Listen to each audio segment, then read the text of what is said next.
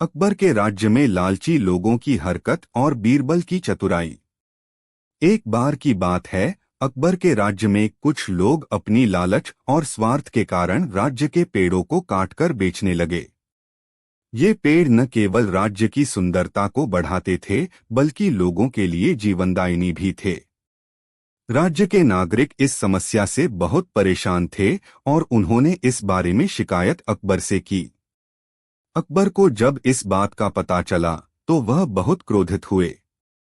पेड़ काटने वाले लोगों को पकड़ना आसान नहीं था, क्योंकि वे रात में चोरी छिपे पेड़ काटते थे और जल्दी ही गायब हो जाते थे। अकबर ने इस समस्या का समाधान निकालने के लिए अपने सबसे विश्वसनीय मंत्री बीरबल को बुलाया। बीरबल का समाधान। बीरबल ने बहुत ध्यान से पूरी बात सुनी और फिर मुस्कुराते हुए कहा, जहां पनाह, इस समस्या का समाधान तो बहुत ही सरल है। हमें बस थोड़ा धैर्य रखना होगा और सही समय का इंतजार करना होगा। अकबर ने बीरबल की बात मान ली और उसे इस काम का उत्तरदायित्व सौंप दिया। बीरबल ने सबसे पहले राज्य के सभी मुख्य पेड़ों पर नजर रखवानी शुरू की। उसने अपनी टीम के कुछ सदस्यों को हर रात उन पेड़ों के पास तैनात कर दिया जो अधिकतर काटे जा रहे थे। कई दिनों तक किसी भी प्रकार की हरकत नहीं हुई, लेकिन बीरबल धैर्यपूर्वक अपने योजना पर काम करता रहा। दीमक वाली योजना। कुछ समय बाद बीरबल ने अपनी अगली चाल चली। उसने सभी प्रमुख पेड़ों पर दीमक वाली लकड़ियों के कुछ टुकड़े लगवा दिए।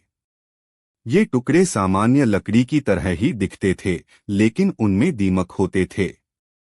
बीरबल जानता था कि लालची लोग इन लकड़ियों को काटकर जब अपने लाभ के लिए बेचेंगे तो दीमक उनकी बाकी लकड़ी को भी नष्ट कर देंगे। जैसे ही रात आई, बीरबल के जासूसों ने देखा कि कुछ लोग चोरी छिपे पेड़ों को काटने आए। उन्होंने बीरबल को तुरंत सूचित किया। बीरबल ने उन्हें पकड़ने की बजाय अपनी योजना के अनुसार उन्हें छोड़ दिया। वे लोग दीमक वाली लकड़ियों को काट कर ले गए और उसे बाजार में बेचने के लिए तैयार हो गए। लालच का फल। अगले कुछ दिनों में उन लकड़ियों को खरीदने वाले लोगों ने पाया कि उनकी लकड़ियां दीमक से भरी हुई हैं और बहुत तेजी से नष्ट हो रही हैं। उन्होंने यह बात बाजार में फैलानी शुरू की। इसके परिणामस्वरूप लकड़ियां काटने वाले लालची लोगों को भारी नुकसान हुआ और उनकी सारी लकड़ी बेकार हो गई। जब ये बात उन लोगों तक पहुंची जिन्होंने पेड़ काटने का काम किया था, तो वे बहुत चिंतित हुए। उन्हें समझ में आ गया कि उनकी इस हरकत का नतीजा बहुत बुरा निकला। राज्य के लोग भी यह जान गए कि पेड़ काटने वाले लोगों का लालच ही उनकी इस समस्या का कारण है। अकबर की सजा। जब यह बात अकबर तक पहुंची तो उन्होंने तुरंत उन लालची लोगों को दरबार में बुलवाया। वे लोग बहुत डर गए और अपनी गलती स्वीकार कर ली। अकबर ने उन्हें कड़ी सजा दी और घोषणा की कि भविष्य में अगर कोई भी राज्य के पेड़ों को नुकसान पहुंचाने की कोशिश करेगा तो उसे कड़ी से कड़ी सजा दी जाएगी। अकबर ने बीरबल की प्रशंसा की और उसे धन्यवाद दिया कि उसने अपने चतुराई और समझदारी से इस समस्या का समाधान निकाला।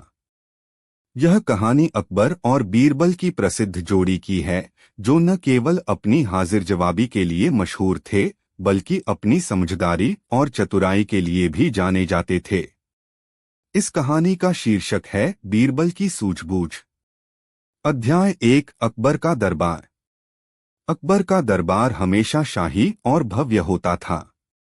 यहाँ विभिन्न प्रदेशों से विद्वान, संगीतकार, कलाकार और योद्धा आते थे। लेकिन इनमें से एक विशेष नाम था जो अपनी चतुराई और हाजिर जवाबी के लिए जाना जाता था, बीरबल। बीरबल की बुद्धिमत्ता और त्वरित समाधान देने की क्षमता ने उन्हें अकबर के सबसे विश्वसनीय सलाहकारों में से एक बना दिया था। अध्याय 2। समस्या का सामना। एक दिन अकबर ने अपने दरबारियों को एक कठिन समस्या दी। उन्होंने कहा, मेरे प्रिय दरबारियों, मैं चाहता हूं कि आप एक ऐसा प्रश्न लेकर आएं जिसका उत्तर बीरबल नहीं दे सके। यह सुनकर दरबारियों में हलचल मच गई। सभी जानते थे कि बीरबल बहुत ही चतुर और समझदार हैं और उनकी बुद्धिमत्ता का मुकाबला करना आसान नहीं था। अध्याय 3 प्रश्न की खोज। दरबारियों ने कई दिनों तक विचार किया और अंततः एक प्रश्न तैयार किया। वे सोचते थे कि यह प्रश्न इतना जटिल होगा कि बीरबल का दिमाग भी इसे हल करने में असमर्थ हो जाएगा। प्रश्न था, एक ऐसी चीज बताओ जो न जीती है, न मरी है, न अमर है और न नश्वर है। अध्याय 4 बीरबल की बुद्धिमत्ता। जब यह प्रश्न बीरबल के सामने आया तो उन्होंने कुछ क्षण सोचा। फिर वे मुस्कुराए और बोले, महाराज, इसका उत्तर है एक विचार। विचार न तो जीता है, न मरा है, न अमर है और न नश्वर है। वह केवल हमारे मन में आता है और फिर चला जाता है। अकबर और दरबारी बीरबल की इस अद्वितीय उत्तर से अचंभित हो गए। बीरबल ने एक बार फिर अपनी बुद्धिमत्ता का परिचय दिया। अध्याय 5 नई चुनौती। एक दिन अकबर ने बीरबल को एक नई चुनौती दी। उन्होंने कहा, बीरबल, मैं चाहता हूं कि तुम मेरे लिए एक ऐसी वस्तु लाओ जो खुशियों में छोटी हो जाए और दुख में बड़ी हो जाए। यह सुनकर बीरबल ने कुछ समय विचार किया और फिर दरबार से चले गए। अध्याय 6 बीरबल का समाधान। बीरबल ने कई दिनों तक विभिन्न जगहों की यात्रा की और अंततः वे एक साधारण सी अंगूठी के साथ वापस लौटे। अकबर ने पूछा, यह क्या है? बीरबल ने उत्तर दिया, महाराज, यह एक साधारण अंगूठी है, लेकिन इसके अंदर एक संदेश लिखा हुआ है। जब भी आप खुश हों और यह अंगूठी देखें, तो आपको याद दिलाया जाएगा कि यह समय भी गुजर जाएगा, और जब आप दुखी हों और यह अंगूठी देखें, तो आपको याद दिलाया जाएगा कि यह समय भी गुजर जाएगा। इस प्रकार यह अंगूठी खुशियों में छोटी हो जाती है और दुख में बड़ी हो जाती है। अकबर बीरबल की इस सूझबूझ से बहुत प्रभावित हुए और उन्होंने बीरबल की प्रशंसा की। अध्याय 7 न्याय का मापदंड। एक दिन एक व्यापारी दरबार में आया और उसने शिकायत की कि उसका साथी व्यापारी उसे धोखा दे रहा है। अकबर ने मामले को सुनने के बाद बीरबल को बुलाया और कहा, बीरबल, इस मामले का न्याय तुम ही करोगे। अध्याय 8 बीरबल की समझदारी। बीरबल ने दोनों व्यापारियों को सुना और फिर उन्होंने एक उपाय निकाला। उन्होंने कहा, दोनों व्यापारी एक एक लकड़ी लाएं जो एक समान लंबाई की हो। हम देखेंगे कि कौन सही है और कौन गलत। दोनों व्यापारी लकड़ियां लेकर आए। बीरबल ने कहा, अब इन लकड़ियों को एक रात के लिए अपने पास रखें और कल हमें वापस दें। अध्याय 9 बीरबल की चालाकी। अगले दिन जब दोनों व्यापारी लकड़ियां लेकर आए तो बीरबल ने देखा कि एक लकड़ी थोड़ी छोटी हो गई थी। बीरबल ने उस व्यापारी से पूछा, तुम्हारी लकड़ी छोटी क्यों हो गई? व्यापारी ने कोई उत्तर नहीं दिया। बीरबल ने समझाया, जिसने धोखा दिया है उसने सोचा कि उसकी लकड़ी को छोटा कर देने से उसकी चोरी पकड़ में नहीं आएगी, लेकिन सच्चाई यही है कि उसने लकड़ी काट दी थी। अकबर और दरबारियों ने बीरबल की इस चतुराई की सराहना की और दोषी व्यापारी को सजा दी गई। अध्याय 10 अंत। बीरबल की सूझबूझ, चतुराई और त्वरित समाधान देने की क्षमता ने हमेशा ही अकबर के दरबार में उन्हें विशेष स्थान दिलाया। उन्होंने न केवल अकबर को प्रभावित किया, बल्कि सभी दरबारियों और प्रजा के दिलों में भी अपनी जगह बनाई।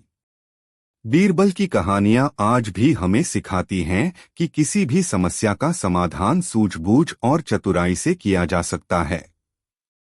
इस प्रकार अकबर और बीरबल की यह कहानी हमें यह संदेश देती है कि बुद्धिमत्ता और सही सोच से हर समस्या का समाधान पाया जा सकता है। अकबर और बीरबल की कहानियां न केवल मनोरंजक होती हैं, बल्कि वे नैतिक और समाजोपयोगी शिक्षा भी देती हैं। ऐसी ही एक और कहानी है जिसमें एक लालची व्यापारी ने गांव के लोगों को धोखा देकर उनकी संपत्ति हड़प ली थी और बीरबल ने अपनी बुद्धिमत्ता से इस समस्या का समाधान निकाला। अकबर के दरबार में व्यापारियों का आगमन। अकबर के शासनकाल में दूर दूर से व्यापारी अपने व्यापार के सिलसिले में उनके दरबार में आते थे। ऐसे ही एक व्यापारी का नाम था सेठ गोपाल दास। गोपाल दास बहुत ही अमीर और प्रतिष्ठित व्यक्ति था, लेकिन उसके दिल में लालच ने घर कर रखा था। वह अपनी चालाकी से गांव के लोगों को धोखा देता और उनकी संपत्ति हड़प लेता था। गांव के लोगों की परेशानी। गांव के लोग गोपाल दास से बहुत परेशान थे। उसने अपनी चालबाजियों से कई लोगों की जमीन और संपत्ति हड़प ली थी। लोगों के पास जब कोई उपाय नहीं बचा तो उन्होंने सोचा कि वे अकबर के दरबार में जाकर न्याय की गुहार लगाएंगे। गांव के मुखिया ने एक प्रतिनिधिमंडल बनाया और अकबर के दरबार में जाकर अपनी समस्या रखी। अकबर की समझ। अकबर ने गांव के लोगों की समस्या को ध्यान से सुना और बीरबल को बुलवाया। उन्होंने बीरबल से कहा, बीरबल, यह मामला गंभीर है, हमें इसे जल्द से जल्द सुलझाना होगा। बीरबल ने जवाब दिया, महाराज, मुझे कुछ समय दें और मैं इस समस्या का समाधान अवश्य निकालूंगा। बीरबल का गोपाल दास से मिलना। बीरबल ने सबसे पहले गोपाल दास से मिलने का निर्णय लिया। वे व्यापारी के वेश में गोपाल दास के घर पहुंचे और उससे मिलने की इच्छा जताई। गोपाल दास ने बीरबल को एक आम व्यापारी समझकर उससे मिलने का निर्णय लिया। बीरबल ने गोपाल दास से कहा, मुझे आपसे कुछ महत्वपूर्ण बातें करनी हैं। बीरबल की योजना। बीरबल ने अपनी पहचान छुपाकर गोपाल दास के सामने एक अलग कहानी बनाई। उन्होंने कहा, मैं एक अमीर व्यापारी हूं और मेरे पास बहुत सारी संपत्ति है, लेकिन मैं चाहता हूं कि मेरी संपत्ति का सही निवेश हो। मुझे आपके अनुभव और बुद्धिमानी पर भरोसा है, इसलिए मैं चाहता हूं कि आप मेरी संपत्ति को संभालें। गोपाल दास का लालच। गोपाल दास ने सोचा कि यह एक सुनहरा मौका है। उसने बीरबल की बात मान ली और कहा, आपकी संपत्ति का मैं अच्छी तरह से ख्याल रखूंगा, आप चिंता मत करें। बीरबल ने अपनी योजना के अनुसार कुछ दस्तावेज तैयार करवा लिए और गोपाल दास से उन पर हस्ताक्षर करवा लिए। गोपाल दास की चालबाजियों का पर्दाफाश। कुछ दिनों बाद बीरबल ने गोपाल दास को दरबार में बुलवाया।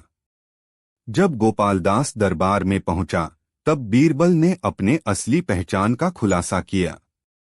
उन्होंने गोपाल दास से कहा, सेठ गोपाल दास, तुम्हारी चालबाजियों का पर्दाफाश हो चुका है।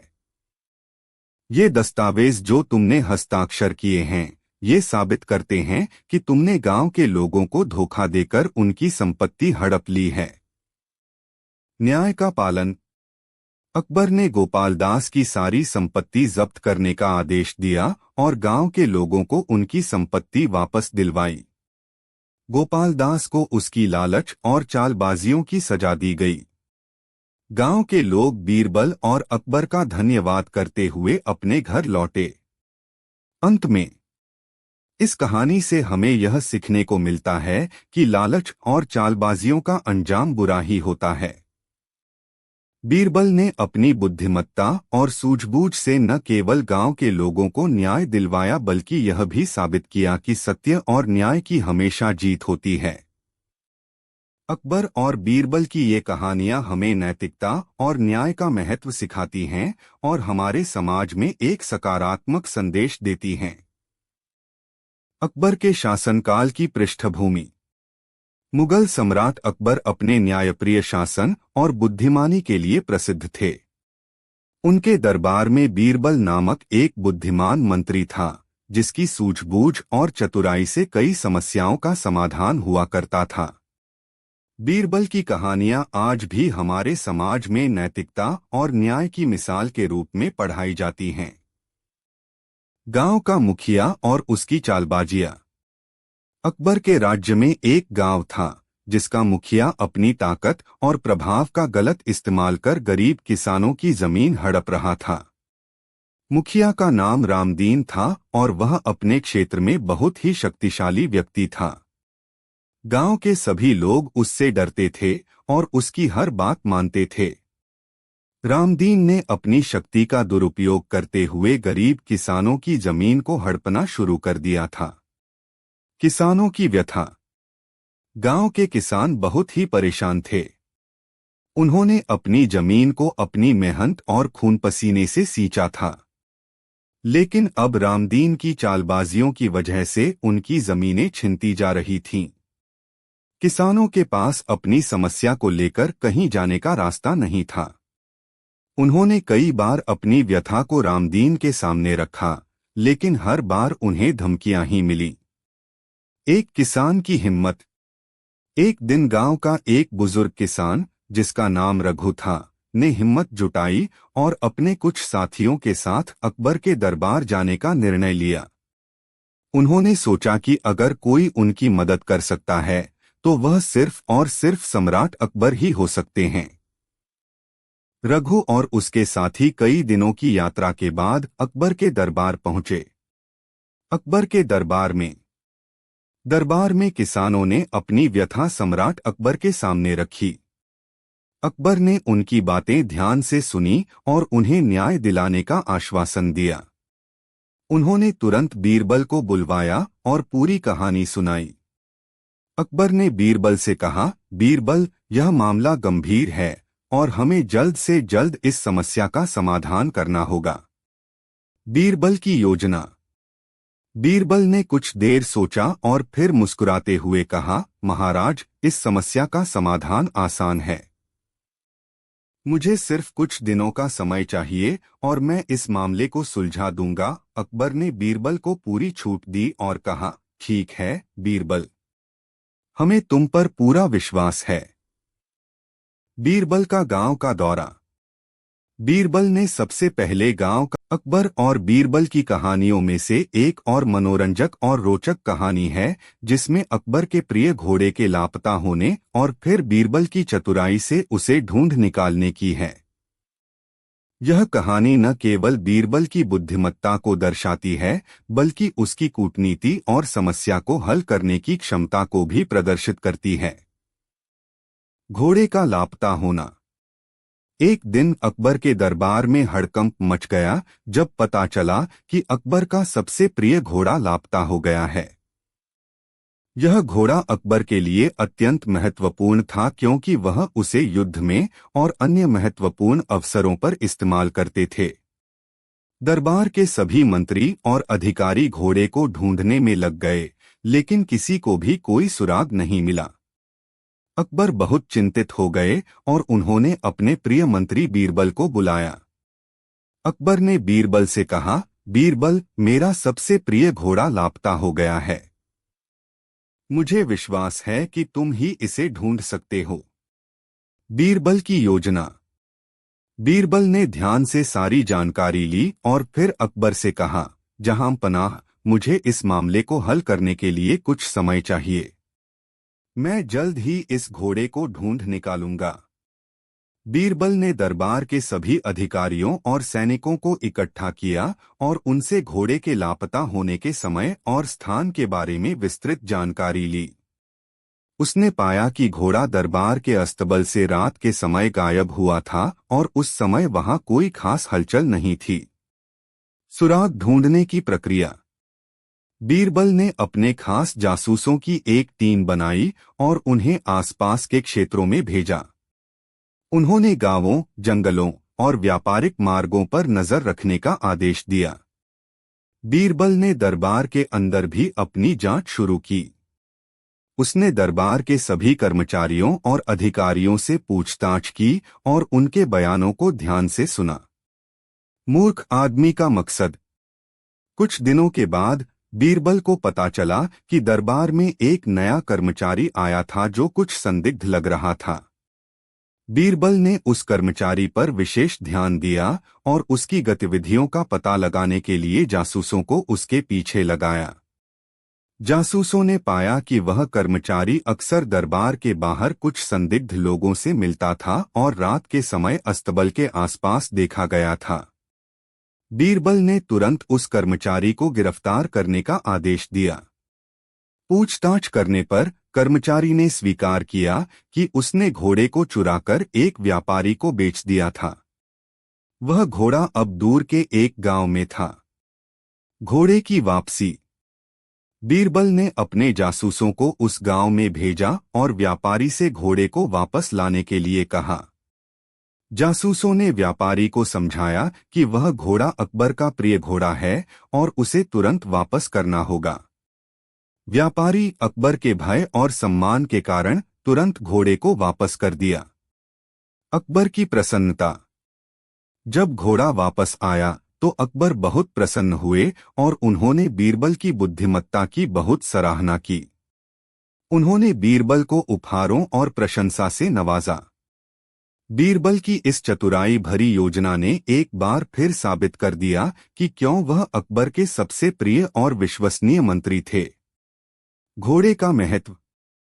यह कहानी सिर्फ एक घोड़े की चोरी और उसकी वापसी की नहीं है, बल्कि यह भी दर्शाती है कि बीरबल की बुद्धिमत्ता और समझदारी किसी भी कठिन परिस्थिति को हल कर सकती है। बीरबल ने न केवल घोड़े को वापस लाया बल्कि दरबार के अंदर के भ्रष्टाचार को भी उजागर किया। समाप्ति। अकबर ने बीरबल की तारीफ करते हुए कहा, बीरबल, तुम्हारी बुद्धिमत्ता और चतुराई के कारण ही हमारा दरबार हमेशा सुरक्षित और व्यवस्थित रहता है। मैं तुम्हें इस सफलता के लिए धन्यवाद देता हूं। बीरबल ने नम्रता से कहा, जहां पनाह, यह मेरा कर्तव्य है। आपकी सेवा करना और आपकी समस्याओं का समाधान करना ही मेरा धर्म है। इस प्रकार बीरबल की चतुराई और बुद्धिमत्ता ने एक बार फिर साबित कर दिया कि क्यों वह अकबर के सबसे विश्वसनीय मंत्री थे और क्यों उनकी कहानियां आज भी हमारे बीच जीवित हैं। अकबर और हाथी की समस्या। मुगल बादशाह अकबर का दरबार विभिन्न प्रकार की चुनौतियों और समस्याओं से भरा रहता था। एक दिन अकबर के सबसे प्रिय हाथी ने अचानक खाना और पानी छोड़ दिया। यह हाथी अकबर के लिए बहुत महत्वपूर्ण था, क्योंकि वह युद्धों में भी उनके साथ रहा था और दरबार में भी उसकी उपस्थिति महत्वपूर्ण मानी जाती थी। अकबर अपने हाथी के स्वास्थ्य को लेकर बहुत चिंतित हो गए। दरबार के सभी वैद्य, हकीम और विशेषज्ञ हाथी को ठीक करने की कोशिश में जुट गए, लेकिन कोई भी सफलता प्राप्त नहीं कर सका। हाथी का खाना और पानी छोड़ना दरबार में चिंता का विषय बन गया। बीरबल का हस्तक्षेप। जब दरबार के सभी प्रयास विफल हो गए तो अकबर ने अपने प्रिय मंत्री बीरबल को बुलाया। बीरबल अपनी बुद्धिमत्ता और चतुराई के लिए प्रसिद्ध थे। अकबर ने बीरबल से कहा, बीरबल, मेरे प्रिय हाथी ने खाना और पानी छोड़ दिया है। तुम ही अब इसे ठीक कर सकते हो।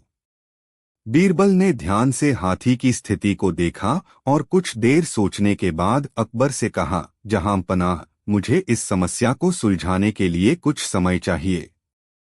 मैं जल्द ही इस हाथी को ठीक करने का उपाय सोचता हूं।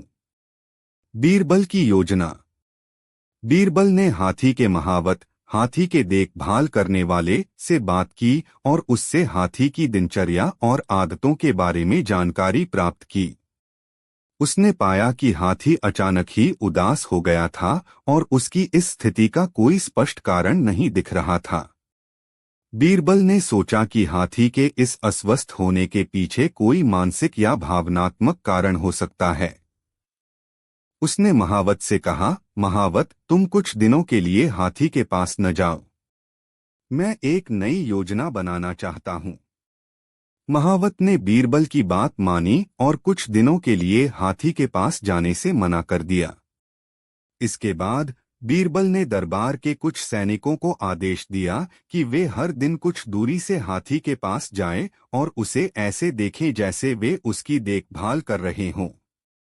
सैनिकों को आदेश दिया गया कि वे हाथी के पास जाएं, लेकिन उसके साथ कोई बातचीत या छेड़छाड़ न करें। हाथी की प्रतिक्रिया। कुछ दिनों के बाद हाथी ने महसूस किया कि महावत उसकी देखभाल नहीं कर रहा था। हाथी ने सैनिकों को देखा, लेकिन उनमें से किसी ने भी उसे वह स्नेह और देखभाल नहीं दी जो महावत उसे देता था।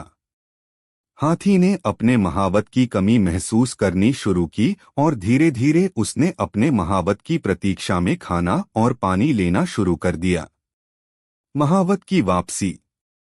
एक सप्ताह बाद बीरबल ने महावत को आदेश दिया कि वह फिर से हाथी के पास जाए और उसकी देखभाल करना शुरू करे। महावत ने जैसे ही हाथी के पास जाकर उसे स्नेह और देखभाल दी, हाथी बहुत खुश हुआ और उसने पूरी तरह से खाना और पानी लेना शुरू कर दिया। पंचम भाग, सत्य की खोज। अगले दिन बीरबल राम और श्याम को उनके विवादित जमीन के पास ले गए। उन्होंने वहां के स्थानीय लोगों से बातचीत की और घटना की पूरी जानकारी प्राप्त की। स्थानीय लोगों ने बताया कि श्याम ने वाकई में अपनी जमीन के चारों ओर एक दीवार खड़ी कर दी है, लेकिन उस दीवार के कारण राम की जमीन तक पहुंचने का रास्ता बंद हो गया है। बीरबल ने दोनों पक्षों को बुलाया और कहा, मैंने इस मामले की पूरी जांच की है और मुझे पता चला है कि श्याम ने अपनी जमीन के चारों ओर दीवार खड़ी की है, जिससे राम की जमीन तक पहुंचने का रास्ता बंद हो गया है। अब हमें इस समस्या का समाधान खोजना होगा ताकि दोनों ही संतुष्ट हो सकें। षष्ठम भाग, समाधान का प्रस्ताव। बीरबल ने दोनों पक्षों को एक सुझाव दिया। उन्होंने कहा, मैं एक ऐसा समाधान प्रस्तावित करता हूं जिसमें श्याम अपनी दीवार को थोड़ा पीछे हटा ले और राम की जमीन तक पहुंचने का एक छोटा सा रास्ता छोड़ दे। इस तरह दोनों को अपनी अपनी जमीन का पूरा फायदा मिलेगा और किसी को भी कोई नुकसान नहीं होगा। राम और श्याम दोनों ही बीरबल के इस सुझाव से सहमत हो गए। श्याम ने अपनी दीवार को थोड़ा पीछे हटा लिया और राम की जमीन तक पहुंचने का एक रास्ता छोड़ दिया। इस प्रकार दोनों के बीच का विवाद समाप्त हो गया और वे फिर से शांति से रहने लगे। सप्तम भाग, अकबर का संतोष। अकबर ने बीरबल की बुद्धिमानी और समझदारी की बहुत प्रशंसा की। उन्होंने कहा, बीरबल, तुम्हारी बुद्धिमानी और समझदारी के कारण ही हमारे राज्य में शांति और सामंजस्य बना रहता है। तुमने जिस तरह से इस विवाद को सुलझाया है वह वास्तव में प्रशंसनीय है। बीरबल ने नम्रता से कहा, जहांपनाह, यह सब आपकी कृपा और आशीर्वाद का परिणाम है। मेरा उद्देश्य हमेशा यह होता है कि सभी समस्याओं का समाधान शांति और समझदारी से हो। इस प्रकार बीरबल ने एक और विवाद का सफल समाधान किया और अकबर के दरबार में अपनी बुद्धिमानी का एक और उदाहरण प्रस्तुत किया। इस कहानी से यह स्पष्ट होता है कि किसी भी समस्या का समाधान लड़ाई से नहीं बल्कि शांति और समझदारी से ही हो सकता है। अष्टम भाग, नए संकट की दस्तक। कुछ समय बाद उसी गांव में एक और बड़ा विवाद उभर आया। इस बार विवाद गांव की सबसे उपजाऊ जमीन को लेकर था। इस जमीन का मालिक एक धनी किसान था जिसका नाम मोहन था।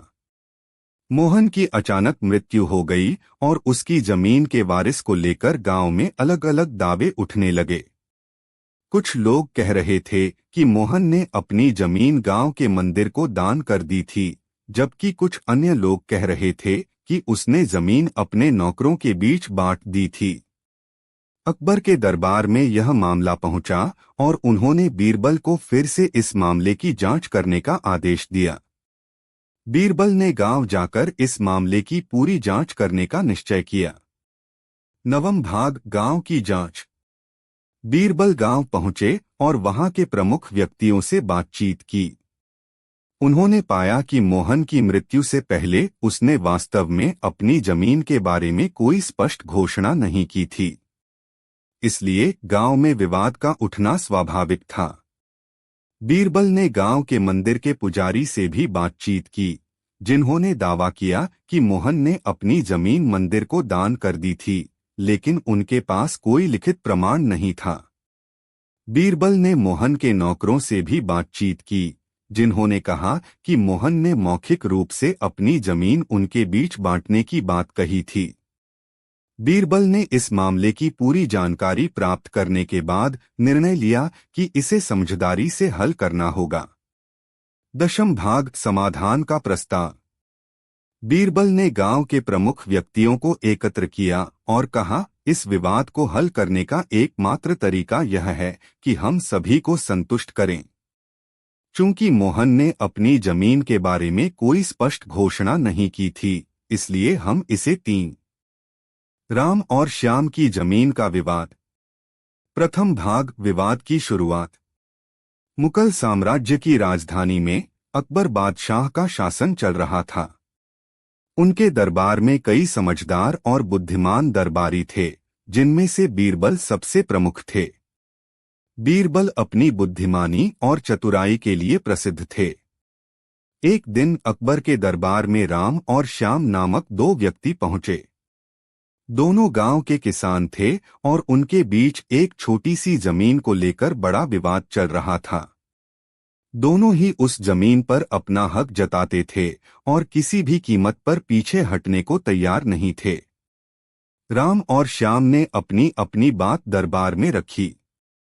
राम ने कहा, यह जमीन मेरे पिताजी की थी और मेरे पास इसके सारे दस्तावेज हैं। श्याम गलत तरीके से इसे हड़पना चाहता है। श्याम ने जवाब दिया, यह जमीन मेरे दादाजी की थी और मेरे पास भी इसके प्रमाण हैं। राम झूठ बोल रहा है। दोनों ने अपने अपने तर्क प्रस्तुत किए और दोनों के पास ही पुराने दस्तावेज थे जो उनके दावे को प्रमाणित करते थे। अकबर ने दोनों पक्षों की बातें सुनी और फिर बीरबल की ओर देखा। उन्होंने कहा, बीरबल, तुम इस मामले को सुलझाने में हमारी मदद करो। बीरबल ने गंभीरता से दोनों की बातें सुनी और फिर थोड़ी देर सोचने के बाद कहा, इस मामले का निर्णय जल्दबाजी में नहीं किया जा सकता। मैं इस मामले की पूरी जांच करूंगा और फिर उचित निर्णय लूंगा। द्वितीय भाग बीरबल की जांच। बीरबल ने दोनों पक्षों से कहा कि वे अगले दिन सुबह फिर से दरबार में आएं। अगले दिन राम और श्याम दोनों ही दरबार में पहुंचे। बीरबल ने दोनों को एक बड़ी तालाब के पास ले गया। वहां बीरबल ने आदेश दिया कि दोनों के बीच लड़ाई होगी और जो जीतेगा वह उस जमीन का मालिक होगा। राम और श्याम दोनों ही लड़ाई के लिए तैयार हो गए। लेकिन बीरबल ने एक शर्त रखी, लड़ाई की शुरुआत से पहले दोनों को तालाब के बीच में स्थित पत्थर पर खड़ा होना पड़ेगा और वहीं से अपनी बात रखना होगा। राम और श्याम दोनों ही तालाब के बीच में पत्थर पर खड़े हो गए। बीरबल ने फिर से कहा, अब आप दोनों अपनी अपनी बात रखें और लड़ाई शुरू करें। दोनों ने अपनी अपनी बात रखनी शुरू की, लेकिन जैसे ही वे लड़ाई के लिए तैयार हुए, तालाब के किनारे पर बीरबल ने एक बहुत बड़ा पत्थर फेंका जिससे तालाब में बड़ी हलचल मच गई। दोनों ही पत्थर से अपना संतुलन खो बैठे और तालाब में गिर गए। तृतीय भाग समझौते का प्रस्ताव। तालाब में गिरने के बाद राम और श्याम दोनों ही संघर्ष करने लगे, लेकिन लड़ाई की बजाय पानी में तैरने का प्रयास करने लगे। बीरबल ने दोनों को तालाब से बाहर निकालने का आदेश दिया। बाहर आने के बाद दोनों ही बहुत थक चुके थे और बीरबल के सामने गीले और परेशान खड़े थे। बीरबल ने कहा, अब आप दोनों ने देख लिया कि लड़ाई का क्या परिणाम हो सकता है। यह जमीन आपके बीच शांति से विभाजित की जा सकती है यदि आप दोनों समझौता कर लें। बीरबल की इस बात से राम और श्याम दोनों ही सहमत हो गए और अंततः जमीन को आपस में बराबर बांट लिया। अकबर ने बीरबल की बुद्धिमानी की प्रशंसा की और दोनों को समझाया कि लड़ाई से कोई समाधान नहीं निकलता, बल्कि समझौता और शांति से ही हर समस्या का हल होता है। इस प्रकार बीरबल ने अपनी चतुराई और समझदारी से एक और विवाद का सफल समाधान किया। एक बार की बात है, अकबर बादशाह ने दरबार में सभी दरबारियों को बुलाकर एक घोषणा की। उन्होंने कहा, हमारे राज्य में एक व्यक्ति है जो 3 रुपए में से पूरी दुनिया खरीद सकता है। हम चाहते हैं कि बीरबल उसे ढूंढकर हमारे सामने लाए। सभी दरबारी आश्चर्यचकित हो गए और सोचने लगे कि ऐसा व्यक्ति कौन हो सकता है। बीरबल मुस्कुराते हुए बोले, जहांपनाह, यह काम मुश्किल नहीं है। मैं कल सुबह तक उस व्यक्ति को आपके सामने पेश कर दूंगा। अगले दिन बीरबल एक गरीब आदमी को लेकर दरबार में पहुंचे। वह आदमी बहुत साधारण कपड़े पहने हुए था और उसके चेहरे पर सादगी और शांति थी। अकबर ने उससे पूछा, क्या तुम 3 रुपए में पूरी दुनिया खरीद सकते हो? उस आदमी ने नम्रता से उत्तर दिया, हाँ महाराज। अकबर ने फिर पूछा, कैसे? आदमी ने उत्तर दिया, महाराज, यदि किसी के पास शांति, संतोष और सच्चाई हो तो वह पूरी दुनिया को अपने हृदय में महसूस कर सकता है। और ये तीनों गुण 1 रुपया से 1 रुपया के समान हैं। इस तरह 3 रुपए में पूरी दुनिया खरीदी जा सकती है। अकबर ने इस उत्तर पर गहराई से विचार किया और उसे बहुत ज्ञानपूर्ण पाया। उन्होंने बीरबल की बुद्धिमत्ता की प्रशंसा की और उस गरीब आदमी को पुरस्कृत किया। इस तरह बीरबल ने अकबर को यह सिखाया कि असली धन और मूल्य चीजों में नहीं, बल्कि हमारे भीतर की गुणों में होता है। जब बीरबल बना बच्चा। एक दिन बीरबल दरबार में देर से पहुंचा। जब बादशाह ने देरी का कारण पूछा तो वह बोला, मैं क्या करता हुजूर। मेरे बच्चे आज जोर जोर से रोकर कहने लगे कि दरबार में न जाऊं। किसी तरह उन्हें बहुत मुश्किल से समझा पाया कि मेरा दरबार में हाजिर होना कितना जरूरी है। इसी में मुझे काफी समय लग गया और इसलिए मुझे आने में देर हो गई। बादशाह को लगा कि बीरबल बहानेबाजी कर रहा है। बीरबल के इस उत्तर से बादशाह को तसल्ली नहीं हुई। वे बोले, मैं तुमसे सहमत नहीं हूं। किसी भी बच्चे को समझाना इतना मुश्किल नहीं जितना तुमने बताया। इसमें इतनी देर तो लग ही नहीं सकती। बीरबल हंसता हुआ बोला, हुजूर, बच्चे को गुस्सा करना या डपटना तो बहुत सरल है, लेकिन किसी बात को विस्तार से समझा पाना बेहद कठिन। बादशाह अकबर बोले, मूर्खों जैसी बात मत करो। मेरे पास कोई भी बच्चा लेकर आओ। मैं तुम्हें दिखाता हूं कि कितना आसान है यह काम। ठीक है जहां पनाह, बीरबल बोला, मैं खुद ही बच्चा बन जाता हूं और वैसा ही व्यवहार करता हूं। तब आप एक पिता की भांति मुझे संतुष्ट करके दिखाएं। फिर बीरबल ने छोटे बच्चे की तरह बर्ताव करना शुरू कर दिया। उसने तरह तरह के मुंह बनाकर बादशाह अकबर को चिढ़ाया और किसी छोटे बच्चे की तरह दरबार में यहाँ वहां उछलने कूदने लगा। उसने अपनी पगड़ी जमीन पर फेंक दी। फिर वह जाकर बादशाह अकबर की गोद में बैठ गया और लगा उनकी मूंछों से छेड़छाड़ करने। बादशाह कहते ही रह गए, नहीं नहीं मेरे बच्चे, ऐसा मत करो, तुम तो अच्छे बच्चे हो न। सुनकर बीरबल ने जोर जोर से चिल्लाना शुरू कर दिया।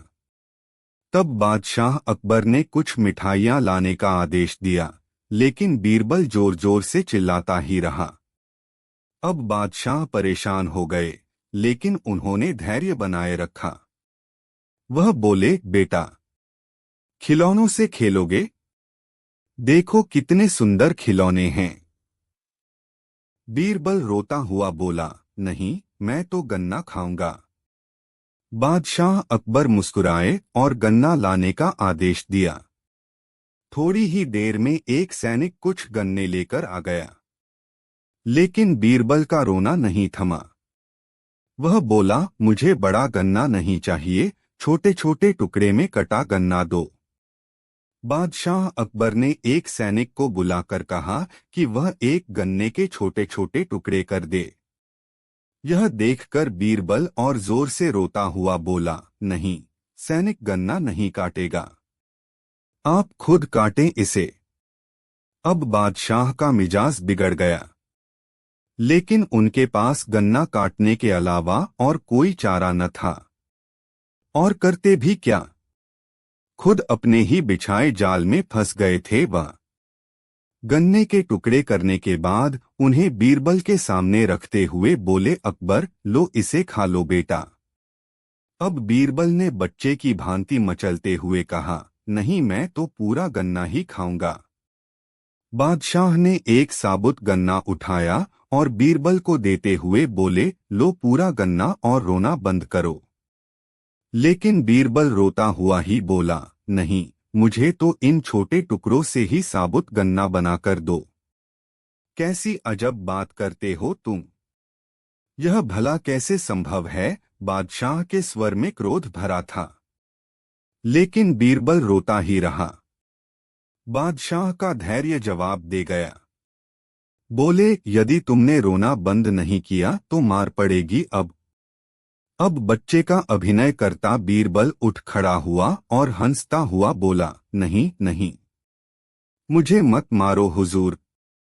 अब आपको पता चला कि बच्चे की बेतुकी जिदों को शांत करना कितना मुश्किल काम है। बीरबल की बात से सहमत थे अकबर। बोले, हाँ, ठीक कहते हो। रोते चिल्लाते जिद पर अड़े बच्चे को समझाना बच्चों का खेल नहीं।